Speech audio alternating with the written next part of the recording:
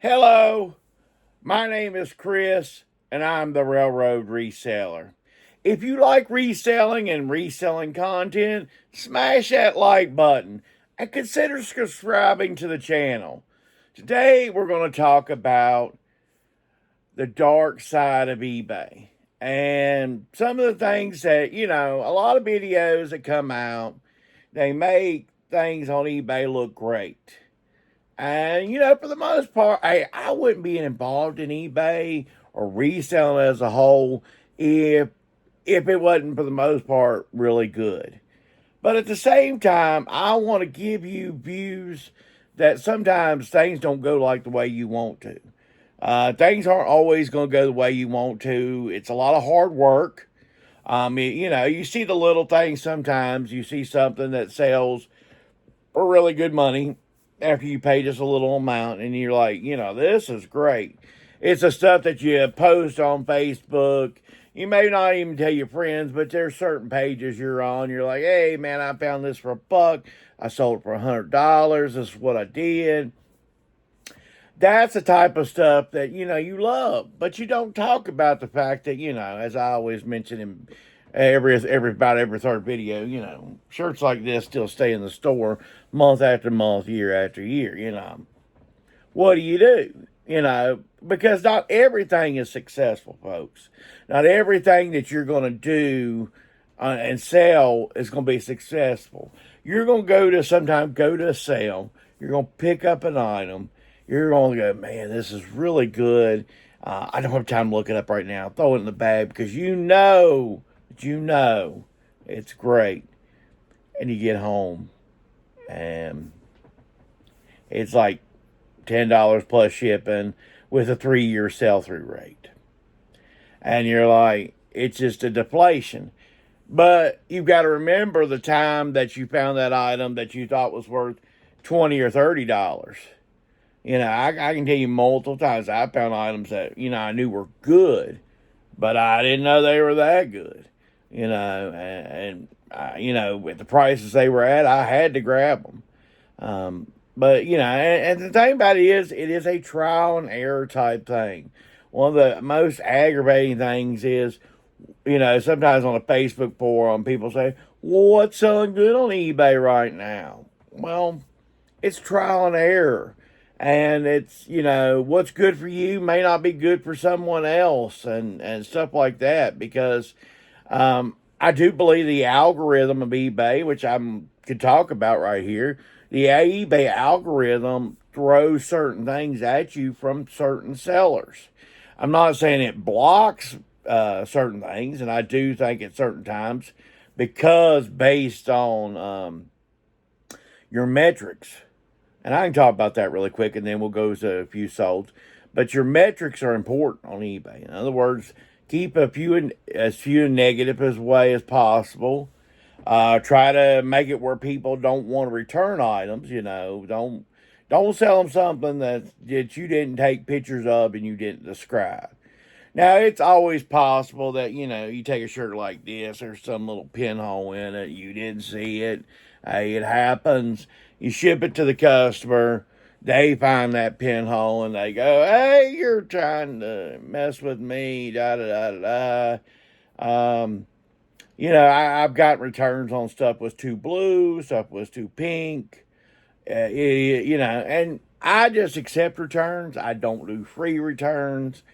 Definitely wouldn't recommend free returns to a new seller on eBay or a new reseller as a whole, because you just don't know.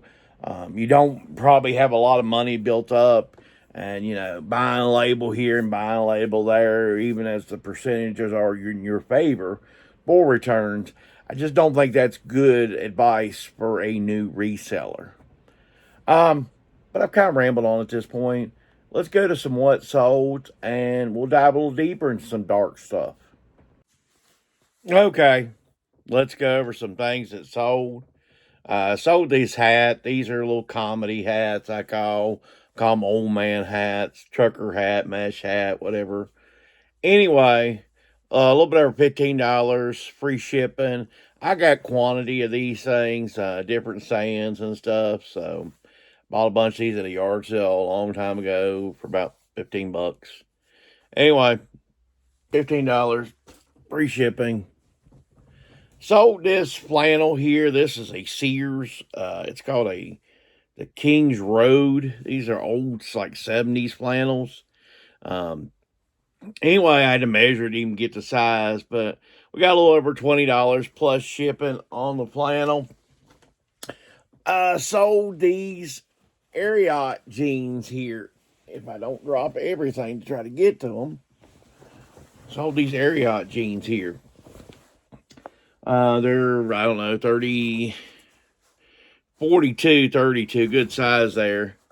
$23 plus shipping on the Ariat jeans. Sold a flock of seagulls here. Record album. $12 and something plus shipping on the flock of seagulls. This took longer than I thought it would take. Usually in your record album sales, usually 80s interesting stuff like this sells pretty quick, but mine took a little longer. Maybe I had it priced too high. I'm not really sure.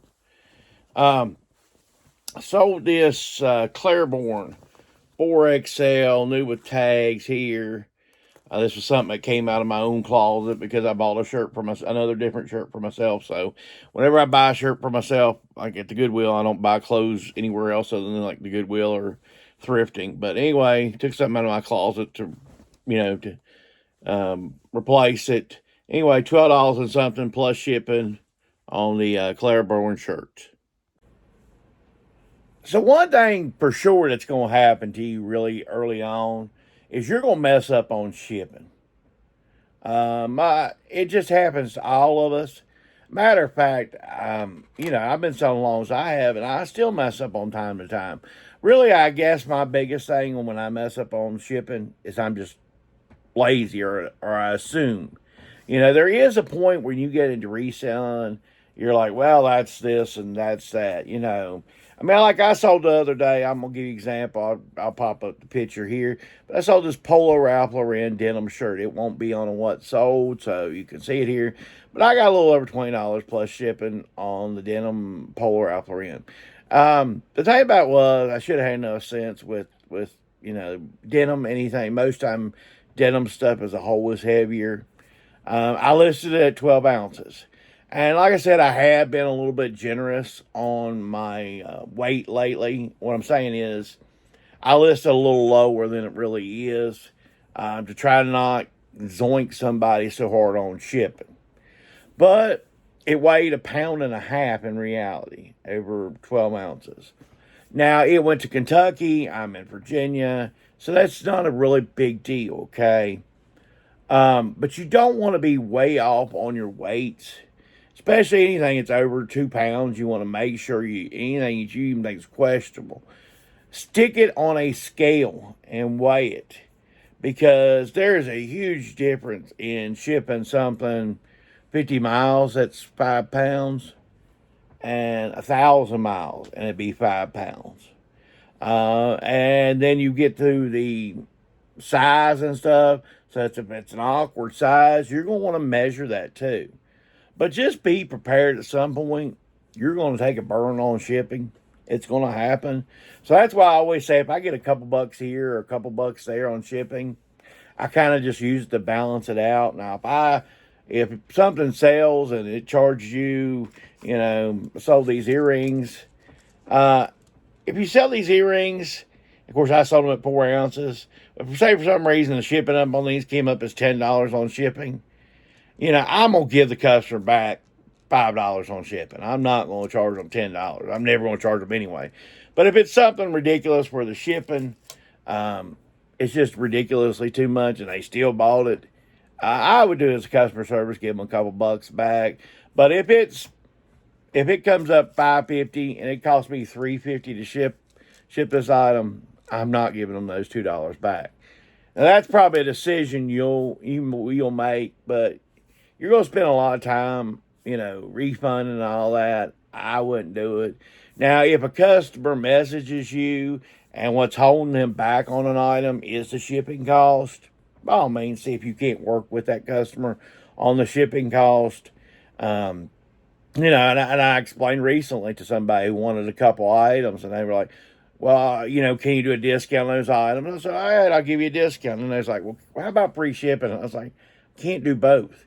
I can't give you a discount and free shipping. I can help somebody out a little bit, but, I'm not in the world of Amazon, where, that's what they see. That's unfortunately our competition in a way. Some of our competition, they see the world of Amazon where they can just kind of bundle things up.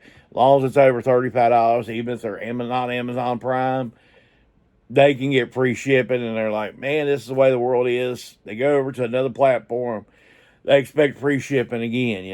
They're going to get a good deal plus free shipping. And that's just, I can't do both. I can help you out a little bit on price, or I can kind of make the shipping a little less, but I can't do both and really run a successful business. But you need to decide, just let you know you're going to get burned on shipping at some point. Also, another thing you're going to get burned on at some point is fraud. I get a couple items a year that just somebody's hoodooing me on. And I just write it off as part of doing business. You've got to realize what's worth fighting and what's not worth fighting. Usually it's on an item $20 or less, or they return an item that's not nothing wrong with, and they do the item not described, which kind of going to hit you on the merit side. Not only do they hit you in the pocketbook, they hit you in the pocketbook in another way that they don't even realize. Or they may realize it. Sometimes I believe other resellers are kind of dirty. Just said it.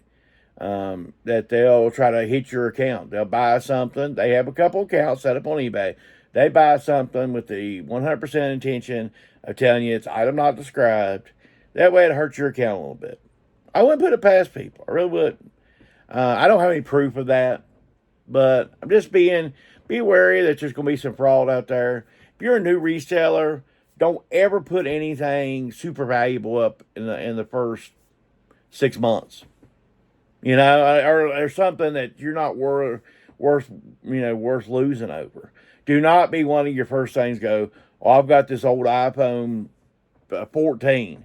It's still worth $330. Yeah, I'll put it up. And you're going to probably get scammed. And I just want you to realize that. That's why I tell you kind of put up items in your house that you're not aware of, the real, the value sometimes. And, that way, if it's something doesn't work exactly out, you're not out a whole lot. But expect scammers at some point. I do around 1,500, 1,700, 2,000 transactions a year. I maybe get a couple. So in the end, it's a percentages thing. I don't lose sleep over it. If they feel okay doing it, that's on them, not me. I'll show you some last what sold, and then we'll come back and wrap this thing up. Okay, let's go over some things that sold. Sold Apocalypto. This was out of a 50 cents DVD box. I was actually digging for other DVDs that I didn't got that was good, so that's why I grabbed it. Anyway, it's a little bit over $7 plus shipping. Sold this mask here. It's coming Halloween here soon. I always thought this looked like the Karate Kid mask. This is what actually caught me. I didn't know it was from Fortnite. I don't play Fortnite, so I didn't know it was from Fortnite. But anyway, about $9 plus shipping on the mask. It was a part of a $5 buy. I bought a whole bunch of box of stuff from a church for $5. Bought this shirt in a bag. It's Sheffield here. I think we got about $9 plus shipping on this. This was part of a deal from an estate a long time ago, so I have had that for a while. But stuff like that I consider easy storage. I keep a stack of those shirts together that come in bags, so whenever they sell, and you can see it's easy to ship. Sold these pair of Nike shoes. Picked these up at the 127 sale. Paid $5 for them at the 127. Got $21 plus shipping. I usually pick up, if I can find running shoes like Nike running shoes for around $5 that are nice condition, I go ahead and pick them up. Sold this Polo Ralph Lauren hoodie. It's got the American flag on it. It's an extra large. it's like terry cloth. It's like a bath towel, really. It's what it feel like. Anyway, $43 plus ship, and that was a $2 buy at a yard sale. I'm remembering what I paid today. You're getting to hear what I paid. And since I'm telling you what I paid before, I'm going to tell you what I paid for this. This is Connections 3. It's a TLC VHS lot. You won't see this very often. The whole Connection series is pretty interesting, but good luck finding the videos and stuff on this stuff. But it was pretty cool back when actually the Learning Channel was the Learning Channel and not a bunch of reality junk. Sell that. I paid $1. I got a little over $20 plus shipping on the VHS. Before I wrap this thing up, I do want to ask you really quickly if there's something that surprised you about eBay, something that caught you off guard, please put it in the comments below. And the reason why I'm asking you that is to help other resellers. Because, you know, there are new resellers that come to this channel and watch this channel, and I want to help them as much as possible. I want to make sure to eliminate as many problems as physically possible. You are going to run into situations, and you're going to run into situations that I don't ever run into. It just happens. You're going to sometimes have unique situations happen, and you're going to have to kind of figure it out a little bit on your own, you know, to appease the situation. And for the most part, try to work with the customer as much as you physically can, okay? You know, try to provide tracking, try to provide different things, try to tell the customer, you know, what you think you would want to hear as a customer. You know, I'm going to try to go this way, you know, try to prove, and if it gets kind of a word back and forth, do your proof of your case, your opinion to that person one time, and just leave it there. Don't go back and forth with the customer. You know, it's not going to win. Once they decide they're in the right, you're not going to win back that customer. Just show them this is a tracking, this is this. Because what happened, I'll tell you what in my own case here. I sold some ink a while the other week, and the customer right after messaged me and said, "Oh, I ordered by accident. Can you cancel the order?" Well, the weird thing about it was their cancellation notice came through before their purchase. That can happen on eBay. Some things are delayed. So I actually I'd already relisted that. I'd already had another listing for that. In other words, it was HB82 ink. Okay, I had two different listings for it. What had happened was one had sold to a customer. So I went back and took 3 new 82s and done listed it. And then the second one was going to sell to this customer, but they ordered by error. So they messaged me, go cancel the order. So I went back and canceled the order, but I canceled the old order. So I went to go ship, and the guy said, the customer messaged me and said, "You're showing still shipping to me. Why did you not cancel my order?" And I canceled the wrong person's order because really, I was in a hurry. I was waiting on somebody to buy something off of. I just hit cancel, get rid of it, and I'd actually canceled the wrong order. And thank goodness they actually messaged me, and I was like, "Hey, you're right. I'm sorry. Thanks for capturing that. You know, have a great day." And I was able to still make the sale to the other customer. I messaged them, "Sorry I canceled your order. Are you still interested?" They said yes. And all was well in that case. Sometimes the customer is right. And you've got to look through things to make sure before you present your case that you're in the right. But the big thing is, I'm just going to tell you, there are some dark sides to eBay. The fees are there. The fees are real. eBay is going to charge you to sell items on their platform. If you don't like that, I don't understand the concept of people think something's for free. I mean, it happens on a lot of different ages. You know, even like say setting up a yard sale, people think they can go set up on other people's property And they shouldn't charge them. Why are they going to charge me? Why shouldn't they charge you? It's nice if they don't want to charge you, but if they want to charge you $10 or something like that, it's not out of the way. I set up in a church a couple weeks ago. It's $10, man. That is the best $10 that I could spend. I mean, there's bathrooms available. They're bringing in a different customer base to me that wouldn't be brought to me if I had it in my own yard here. So sure, pay. You're going to have fees. There is no, if you think something's too high, then that's on you. That's for you to assess. But don't expect it for free. People think that eBay's for free. They've got employees to pay. They've got stockholders to cover. It can't be free. Just figure that out as one of your first things. I babbled on too long this week. Thanks for watching, and have a great week.